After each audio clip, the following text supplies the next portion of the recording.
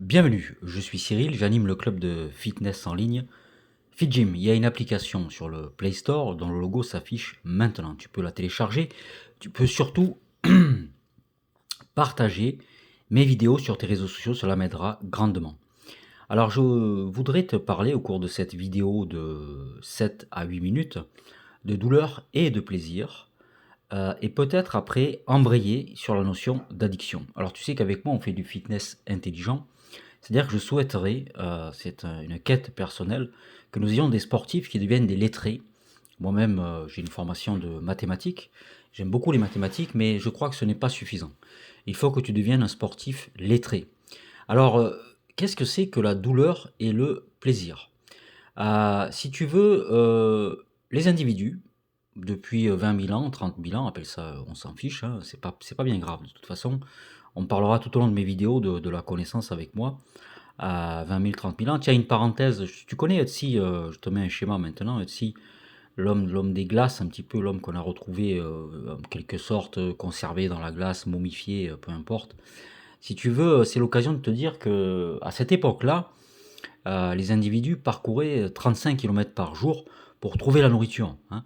Donc, ce qui fait qu'il n'y avait certainement pas de problème d'obésité à ce moment-là. Alors justement, depuis l'origine des temps, les individus se sont regroupés pour se défendre contre le danger.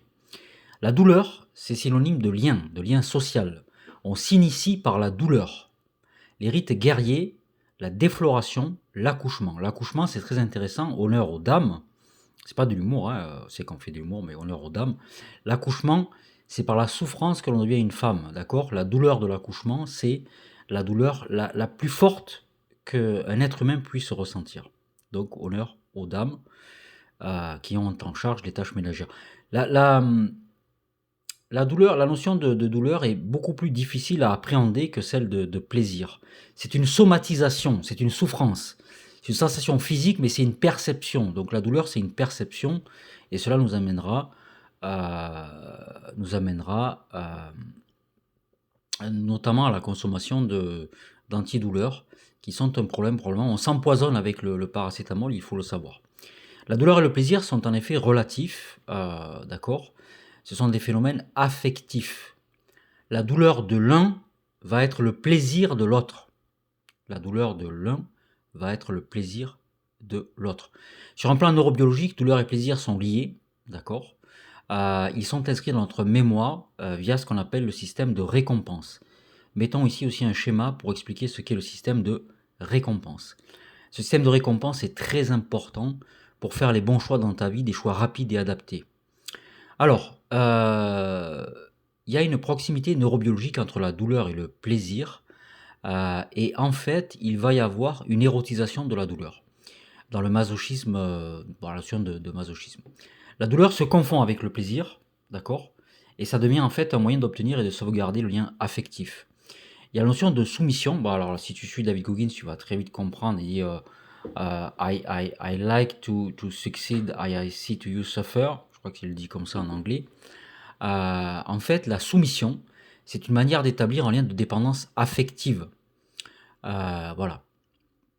Alors, le masochisme moral, qu'est-ce que c'est? C'est un besoin d'auto-punition, une répétition de la relation parentale qui a été dysfonctionnelle. Ça nous amène un petit peu à... Donc, une relation parentale qui a été dysfonctionnelle va amener les individus à avoir ce besoin d'auto-punition. D'accord? Parce que cette relation parentale dysfonctionnelle n'a pas été résolue et elle va être érotisée. Bon, on fait du fitness intelligent, on s'amuse, on se régale avec moi. Avec moi, tu vas t'amuser.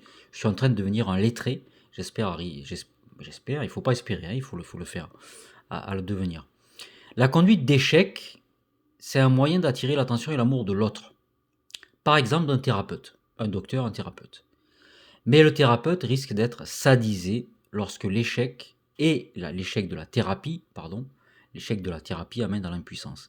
C'est-à-dire que tu vas multiplier tes rendez-vous dans les cabinets médicaux, échec de la thérapie, ça va amener à l'impuissance. Bon, ça peut être intéressant ici de le comparer avec une attitude en salle de sport qui consisterait à vouloir s'infliger de plus en plus de douleur et de constater un échec. Mais ce qui est bien avec les salles de sport, alors là tu vois mon t-shirt il remonte un petit peu. Ce qui est bien avec les salles de sport, c'est que le, si tu veux si tu veux comment dire, tu auras des résultats. Tu auras des résultats à condition d'avoir l'alimentation équilibrée. Mais là encore, rappelle-toi, self-respect, self-estime, self-discipline. Alors, la douleur, elle est autant physique que psychique. Elle est autant physique que psychique. Alors, il y a des maladies organiques, d'accord, et il y a des maladies psychologiques, c'est-à-dire tu somatises. Alors, il faut, au niveau des soignants, il y a des symptômes douloureux. Alors, la douleur, si tu veux, les symptômes, la douleur, les symptômes de douleur, ça en dit long sur l'état physique, moral, social du patient. Il faut, souvent le patient veut entrer en relation, il a un besoin de reconnaissance. Lorsque, alors on va prendre un exemple, c'est-à-dire l'automutilation. Alors, pourquoi on va s'automutiler? C'est-à-dire qu'on va donner un sens à un vide existentiel, un sentiment d'insignifiance et, si tu veux, un dépassement de soi. Les douleurs sont recherchées, d'accord? Mais moi, je n'y crois pas à ça. C'est que tu sais que moi, j'ai un petit peu horreur des intellectuels, j'en ai horreur. Parce que oui, alors tu me dis qu'il faut pas s'automutiler. Enfin, attention, il faut pas s'infliger de la douleur comme en salle de sport. Mais si je te regarde, comme le dit David, tu es assis sur une chaise et voilà. Et en fait, tu n'as pas de condition physique. Donc en fait, c'est l'ambivalence, c'est la dualité égyptologique. C'est-à-dire qu'en fait, il va falloir naviguer, jongler de manière subtile entre les deux.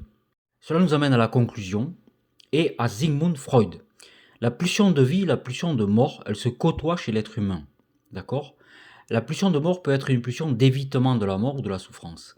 Une tentative de la contrôler. Eh bien, c'est ce que je fais là d'une certaine manière. C'est ce que je fais là, en m'infligeant des entraînements, mais qui me procurent quand même une condition physique. Donc attention, égyptologie, c'est pas vrai, rester assis toute la journée en disant il faut pas aller à la salle de sport, ce serait une erreur. Alors, si tu veux, on va conclure. Il faut accepter en pleine conscience l'expérience de cette douleur à la salle. Ça va activer des zones cérébrales préfrontales impliquées dans la régulation émotionnelle de la douleur, comme lors d'états de conscience modifiés.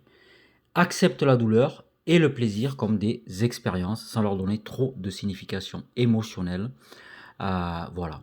Ça permet de vivre mieux ses affects, de retrouver une pratique médicale humaniste, on nous le dit, et liens interpersonnels. Merci à toi, au revoir.